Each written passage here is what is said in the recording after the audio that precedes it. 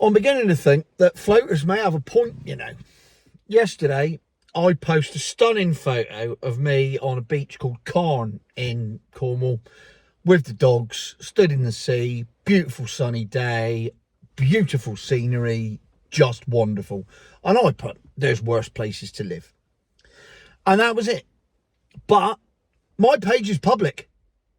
You know, I have the great unwashed on there as well as 29,000 decent people. So floater number 3 gets on his high horse and says, shithole, you've had more rain there and where I live hasn't had any rain. And I thought, Jesus, mate, get a life for you. For a start, we haven't had much rain in Cornwall. Number 2, it's not a shithole. If it was, we wouldn't be the number 1 tourist destination in England, would we? And number 3, get a life. Really? However, he may have a point on the rainfall, because ever since he said that, it's pissed down. And it's still pissing down now. So I'm wondering whether milk floaters are indeed controlling the weather as part of their global climate change conspiracy theory thing. I mean, you know, let's put it out there now. At the same time, I'm saying float number 3, get a fucking life, mate, really. I mean, slagging off a beautiful beach in Cornwall just because you don't like me. Oh, come on, mate. Really? You're better than... I don't know if you are better than that, actually. I'm starting to worry about your sanity. And trust me, I know a thing or two about sanity. I lost mine. I got it back. I got it back. I did lose it, but I've got it back. I'm not mental now. Well, not certified anyway. I'm not on the tablets. Everything's all right. Anyway, down to the subject of today, which is, of course, Formula 1. A sport that I no longer watch. Because I just find it so fucking boring. I am of the school of there should be 20 cars lined up on the grid straight out of a showroom, not tampered with at all. Just 20. It doesn't matter what they are. Could be anything. I mean, you want something half decent, don't you? You don't want a Ford car lining up on the front of the grid. But, you know, if you've got 20 Audi R8s, line them up on the grid, completely bog standard. Absolutely straight out the showroom, not tampered with at all. And then give them to Lewis Hamilton in that lot and go, crack on. We'd be in for some competitive racing then, and we find out who the best driver was, because it would be a level playing field. It's not. And as a result, we now have motor manufacturers who spend billions developing things in Formula 1 to be the best. Granted, I know they're writing it all off against tax so that they can make a profit out of building the cars at the end of it. But nevertheless, they spend billions in development. So, whilst in the pub on Sunday night, talking to my good friend, Mr. Paul Gelbert, Jelly, he informed me that Formula 1 in 2026 is going over to synthetic fuels and hybrid. So there's an element of electric, but only hybrid electric. And then there's an engine powered by synthetic fuels. And this triggered my interest. Unfortunately, he then bought me another pint and another pint, and I forgot all about it till this morning. So, here's the interesting thing. 2026, Formula 1 go into synthetic fuels. Compulsory. There's no way around it. Can't use petrol anymore. Got to be synthetic fuels. And I've been saying for ages that synthetic fuels is a far better option than milk floats. And the German manufacturers particularly are all over synthetic fuels in the background. Porsche, desperate to get synthetic fuels to work so they can fuck off from building that bloody awful Taycan anymore. Not only that, synthetic fuels can go straight into a normal car. So, here's where it gets interesting. Because in Formula 1, stuff that is presented as a new idea in Formula 1 trickles down into cars. It's inevitable. One of the greatest examples of it is Mercedes. Virtually everything that they've put into their cars has ended up on an S-Class first and then worked its way down through the models. And this is not an exhaustive list, but nevertheless, a list of things that started in Grand Prix and ended up in everyday cars. Number one, aerodynamics. Spoilers, splitters, diffusers, all that type of thing. All started on F1 cars. Yes, I have a front splitter. It's an Alfa Romeo, isn't it? Of course I've got a front splitter. Number two, carbon fibre. First used on cars in Formula One. Now used on cars everywhere. Still not as regularly as it should because it's still quite expensive to produce. But top-end supercars and, well, not even top-end supercars, mid-range supercars, mid-range cars now, sports cars feature a shitload of carbon fibre. Who's this then? Oh, must be the dog walker. I took her dog out yesterday. They got a proper dog walker in the day. They don't like to burden us too much. Fair enough. She's lovely though, Rosie. Cocker Spaniel. Beautiful. Good as gold she was down the beach yesterday. Number three, hybrids.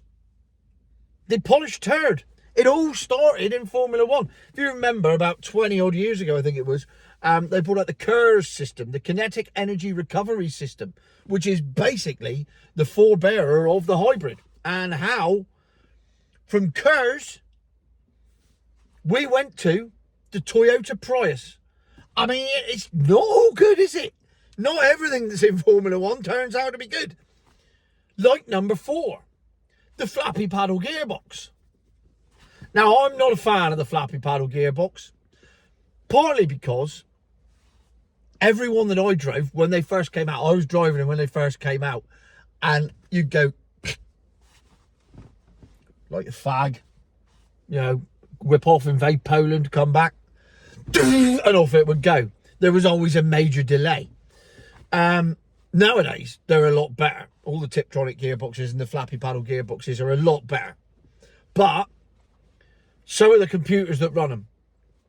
And my feeling is that there are very few situations, unless you are racing. If you're on a racetrack and you are going around bends at 100 mile an hour and you know how you want to go into a corner and come out of it, on those occasions, flappy paddles. Going around the Nürburgring, flappy paddles. Going around the A38, let the gearbox do it. That computer will change gear faster than you can think about it. So just leave it go. Anyway, flappy paddle gearboxes came from Formula One cars. Not sure she is the dog walker now. She might be just a very brazen burglar. Or is she delivering parcels? No, she wouldn't do that. She parked in the driveway. Don't know. Number five, traction control. Every car these days has got traction control. Traction control came from Grand Prix cars, came from Formula One. That's where it was invented. Disc brakes. Now, they weren't invented by Formula One, but they were developed and refined by Formula One from the 1950s. I mean, in the 1950s, and we still had cars in the 80s with fucking hub discs and hub brakes and everything on it. In fact, we've still got cars with hub brakes now. Discs at the rear are still considered a luxury. Sort it out, manufacturers. You've got that one wrong. You're being bloody tight there. Stick discs all the way round. Fuck your hub brakes off. Number seven, active suspension. Again, on a hell of a lot of cars now.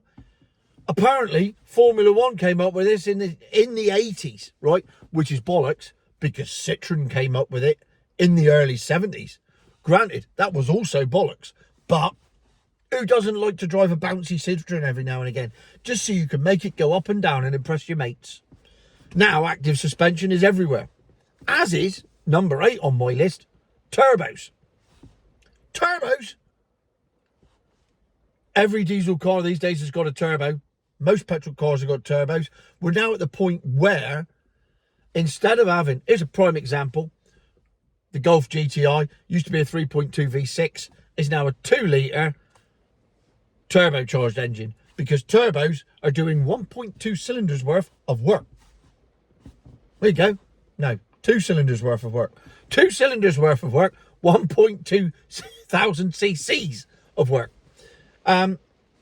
All started with Grand Prix cars again. Data telemetry, sending stuff back to the computer and back and forth, all came from that. and safety, passenger cells, stability control, all that, which you find in every modern car now, all came from Formula One. So that has been a long ass way of getting to this. All those things they poured billions into and now put them in every car. So why would they be pouring billions into synthetic fuels if it wasn't going to roll down to every car? This, ding, ding, ding, ding, ding, ding, ding, is the bell tolling for milk floats. Come in, Mr. Floater, your time is up. Because if Grand Prix are going to start using synthetics, not full electric, that tells you one thing. That's the future. Right there. Synthetic fuels is going to be the future. They are already talking very excitedly about the possibility of bringing back V12 engines for next year for the Grand Prix because they can use synthetic fuels in them. And then saying, right, once we've perfected that, that can go straight into our road-going cars with synthetic fuels in it. Don't need to do anything to the engine. It can go drop straight right in. There's no emissions. We satisfy all the carbon and we don't need to worry about net zero or anything like that. And we don't need to worry about batteries, milk floats, charging points, infrastructure, range, everything else. And the 80% of people that don't want electric cars will go back to buying cars again. It's a win-win situation. I genuinely believe this could be the start of the end. The motor manufacturers have spoken and they've clearly said, we're not going down the electric route for Formula One. It ain't happening. We'll compromise. We'll put the polish turd in. You can have a bit of a sewing machine engine in there, but we are having the proper engine in there and we'll run it on fuels that we know are clean, and then we're not doing anything to the environment and you can't have a go at us and everyone's a winner. Except, of course, the floater, who always was a loser and now is an even bigger loser. Oh no, what a shame. Loser. So, think about it. Just think about it. Think about carbon fibre and the way it works. Turbos and the way turbos got introduced in the I'm going to say late 60s, early 70s. Now they're in every car 50 years later. Disc brakes 50 years later, every car. And all these things. Active suspension 40 years later, every car. It goes on and on and on. Synthetic fuels 40 years later. Imagine it, we're still driving proper cars. I mean, technically I'll be dead, but my kids will be all right.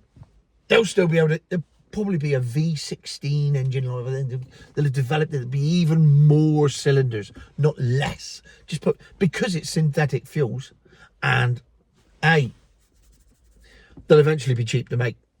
They're not going to be cheap to start off with because they're going to have to scale up the production. But much like making synthetic fuels, Paul, is much like making love to a beautiful woman. It's not, but it's much like making sauce. And as I'm a personal friend of Levi Roots, Mr. Reggae Sauce, he was able to scale up his sauce production really easily with the help of a dragon. So if a dragon is available to help scale up synthetic fuels, we could be in here. Imagine it. Whipping down the road to Tesco's, going up to the fuel pump, filling your tank up with vegetables, and then blasting off down the road, going, whilst smelling of carrots. Oh, hey, what a world to live in. Instead of going down to Tesco's, plugging your car in, and then finding that it's one of those slow chargers and having to come back 24 hours later to find you've only got 24 miles. See the difference? See the difference? There's no comparison, is there? So, is Formula One about to save motoring for everyone? If it is, I'll start watching it again. But, most importantly, it's stopped raining and it's just pissed down. So I'm going to make the most of this, finish the video and get back inside before I get soaked. Future my arse.